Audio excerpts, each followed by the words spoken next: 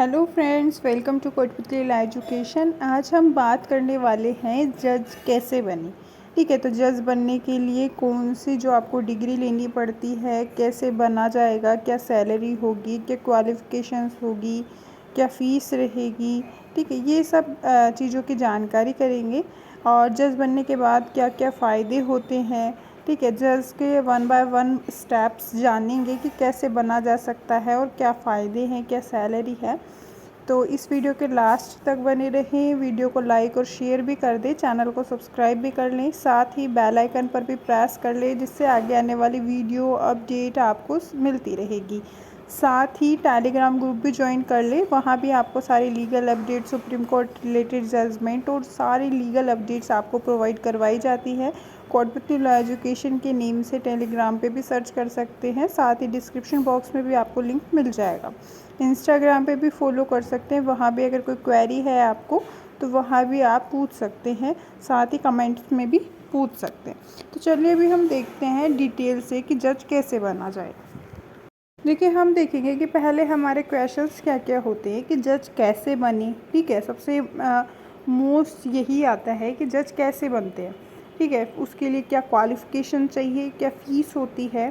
ठीक है, क्वालिफ़िकेशन की। और अगर ठीक है हम क्वालिफ़िकेशन कर रहे हैं तो उसकी कौन कौन सी एग्ज़ाम्स लगते हैं। ठीक है, सभी स्टेट्स में होता है या सभी स्टेट्स का एक होता है। और अगर हम मान लो जज बन रहे हैं तो उसके क्या फ़ायदे होंगे। ठीक है, अगर मान लो हम कोई भी जो एग्ज़ाम है वो पास आउट करते हैं तो उसके बाद हमारे फ़ायदे क्या क्या होंगे, जज की सैलरी क्या होती है। ठीक है, तो ये कंप्लीट डिटेल्स के लिए हमें वीडियो के लास्ट तक बने रहना पड़ेगा। और जो आपके क्वेश्चंस हैं आज उन्हीं के बेसिस पे हम कंप्लीट डिटेल्स देखेंगे। कि फ़र्स्ट देखेंगे क्वालिफ़िकेशन क्या होनी चाहिए। जैसे ही आप 12th पास करते हो, ठीक है, किसी भी स्ट्रीम से, तो आप 5 ईयर LLB कर सकते हो, जैसे BA LLB, BCom, BBA, ठीक है, BCA, सभी तरीके से LLB कर सकते हो। पर ये 5 ईयर LLB मोस्टली आपकी इंग्लिश मीडियम से होती है। और जो ग्रेजुएशन पास आउट के बाद LLB होती है वो 3 ईयर LLB होती है। ये इंग्लिश और हिंदी मीडियम दोनों में होती है। पर अगर आप LLB करते हैं तो चाहे वो गवर्नमेंट यूनिवर्सिटी हो, चाहे प्राइवेट हो, या फिर किसी मान्यता प्राप्त संस्थान या यूनिवर्सिटी से LLB पास आउट होने चाहिए आप। ठीक है, और जो आपका अभी तो क्या है कि कुछ जगह सेमेस्टर सिस्टम है, कुछ जगह एनुअल स्कीम है। ठीक है, तो उसी के बेसिस पे सबका क्राइटेरिया है कि 48% आपकी 3 ईयर LLB में होनी चाहिए। फिर आता है कि कंप्लीट क्वालिफ़िकेशन क्या होगी। जैसे मान लो कि जैसे ही कोई भी जैसे मजिस्ट्रेट का, जज बनने का कोई फॉर्म आता है, ठीक है, तो उसके लिए मोस्टली क्या क्वालिफ़िकेशन मांगी जाती है। तो यही कि आप 12th या ग्रेजुएशन के बिहाफ पे LLB पास आउट होने चाहिए। BCI में रजिस्ट्रेशन और एक्सपीरियंस कई जगह जुडिशरी में मांगा जाता है।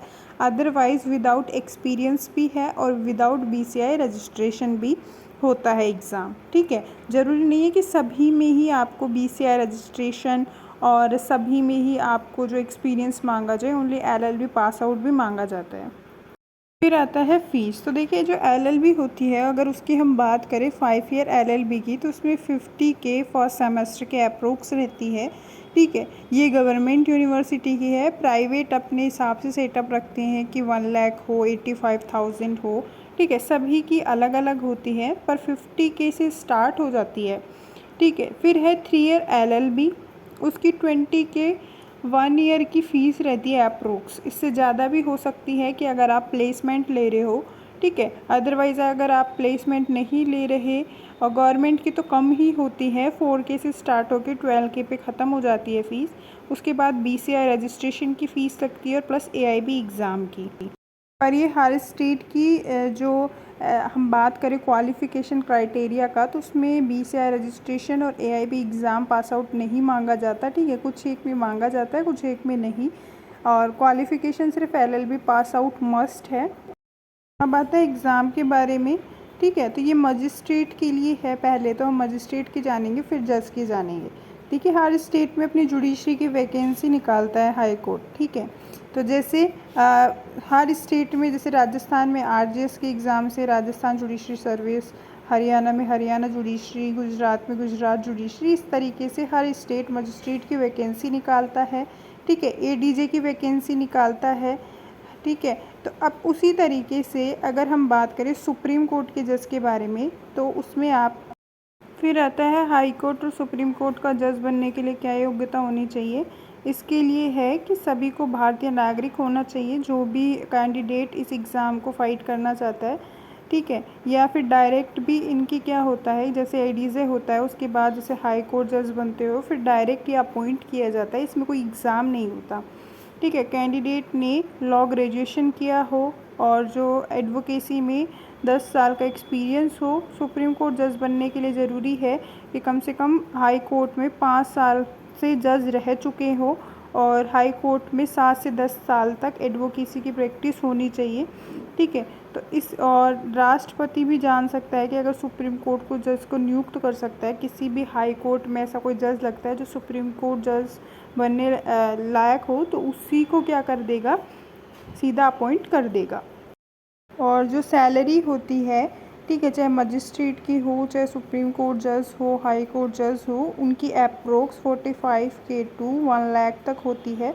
और जैसे मजिस्ट्रेट है, ठीक है, तो वो हर स्टेट में सैलरी में थोड़ा थोड़ा डिफरेंस होता है, किसी में ज़्यादा होती है, किसी में कम होती है। ठीक है, तो ये अप्रोक्स बताइए आपको सैलरी 45K टू 1 लाख होती है और स्टेट्स में थोड़ा थोड़ा डिफरेंस होता है सैलरी को लेके।